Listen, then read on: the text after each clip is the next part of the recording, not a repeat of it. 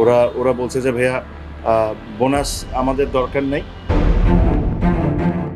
গ্লোবালাইজেশনের এই দুনিয়ায় চোখ আর কান তো খোলা থাকেই। কোথায় কি হয়, কেন জয়, আপনার আমার মতো ক্রিকেটারদেরও তা জানা। বছর ঘুরতে বিলিয়ন ডলারের আইপিএল, আসমানে উঠতে থাকা টাকা, ফ্র্যাঞ্চাইজির সাথে কোটি টাকার ডিল, দুলীপ ট্রফি থেকে রঞ্জি ট্রফি, টাকার ফোয়ারা আর শত কোটি টাকার এন্ডোর্সমেন্ট এক একজন ক্রিকেটারের।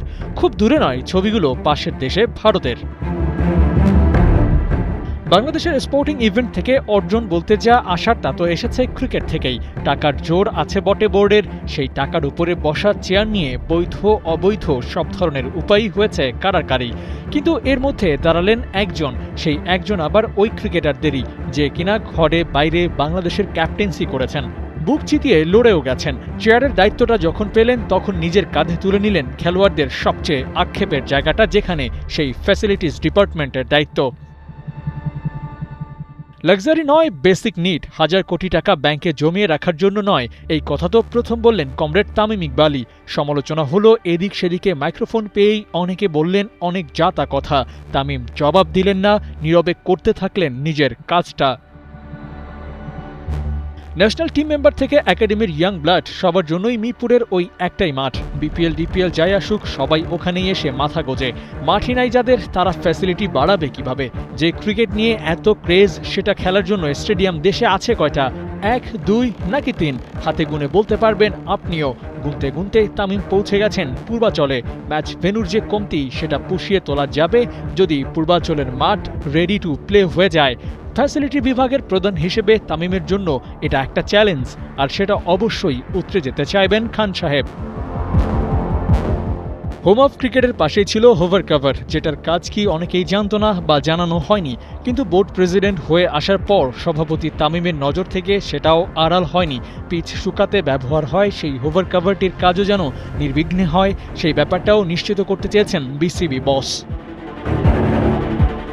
ক্রিকেটাররা যার সাথে মন খুলে কথা বলতে পারবেন তাকেই তো দরকার বোর্ডে।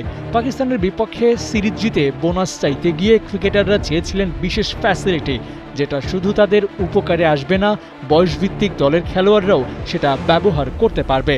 টাকা না, শান্তরা তখন চেয়েছিলেন সুইমিং পুল। তামিম যেন তাদের জন্য চেরাগের দৈত্য হয়ে যাবে সুইমিং পুল। ইউনিকই বলতে পারেন, ইউনিকই জিনিস হয়েছে।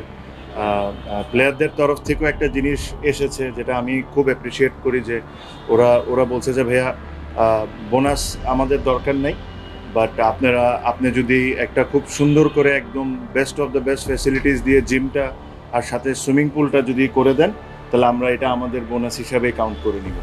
সো হ্যাঁ, মানে বোনাসের টাকা না, এটা করতে তো আরও অনেক বেশি টাকা লাগবে, বাট তারা তাদের তরফ থেকে এই কন্ট্রিবিউশনটা করতে চায়। যদিও টাইগার্স ডেন গেম ডেভেলপমেন্টের অংশ না, কিন্তু বাংলাদেশ ক্রিকেটের আলোচিত একটা ঘটনা তো বটেই। এক্স ক্রিকেটার কিংবা যারা দলে নেই এমন প্লেয়ারদের খেলা দেখার ব্যবস্থা করতে তামিমের বোর্ড যে সিদ্ধান্ত নিয়েছে, সেটা বলে দেয় শুধু টেকনিক্যাল কিংবা আনসিন ফ্যাসিলিটিতে মনোযোগ না তামিমের। যখন যেটা দরকার কিংবা নতুন কিছু পরিচয় করিয়ে দেওয়ারও একটা প্ল্যান আছে তার, আর সেটা বাস্তবায়ন করেছেন খান সাহেব। তবে এসব কাজই শেষ না, যেখানে তামিমকে থামতে হবে তার জন্য আরও বড় চ্যালেঞ্জ অপেক্ষা করছে। অনেক বেশি ঘরোয়া টুর্নামেন্ট আয়োজন আর ডোমেস্টিকের মানোন্নয়নের কাজটাও তাকে করতে হবে। বাংলাদেশের ক্রিকেটের পাইপলাইন নিয়েও প্রশ্ন তোলা হয়, সেখানে আরও বেশি নজর তামিম রাখতেই পারেন। অবশ্য সে নিয়ে প্ল্যানটা সাজানোও হয়ে গেছে। অনূর্ধ্ব 17, 19 ও অনূর্ধ্ব 23 দল নিয়ে 50 ওভারের একটা টুর্নামেন্ট আয়োজন করা হবে। সেখানে প্লেয়ার টু ওয়াচ কাজটা সহজেই করতে পারবেন নির্বাচকরা।